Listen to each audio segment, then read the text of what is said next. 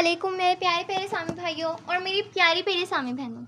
آج ہم معاف کرنے کی فضیلت پر ایک حکایت سنیں گے۔ میرے پیارے پیارے سامع بھائیوں اور میری پیاری پیاری سامع بہنوں، معاف کرنے کی بہت زیادہ فضیلت ہے۔ چنانچہ حضرت سیدنا عبداللہ بن عمر رضی اللہ عنہما سے روایت ہے کہ امیر المؤمنین حضرت سیدنا ابو بکر صدیق رضی اللہ عنہ نے فرمایا، ہمیں یہ بات پہنچی ہے کہ قیامت کے دن اللہ رب العزت ایک منادی کو حکم دے گا تو وہ اعلان کرے گا کہ جس شخص کا اللہ عز و جل کے پاس کوئی حق ہو وہ کھڑا ہو جائے۔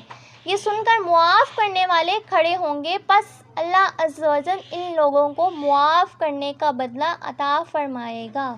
سبحان اللہ۔ میرے پیارے سامع بھائیوں اور میری پیاری پیاری سامع بہنوں، امید کرتی ہوں آپ کو میری ویڈیو پسند آئی ہوگی۔ آپ نے لائک، شیئر اور سبسکرائب ضرور کیا ہوگا۔ فی امان اللہ، اللہ حافظ۔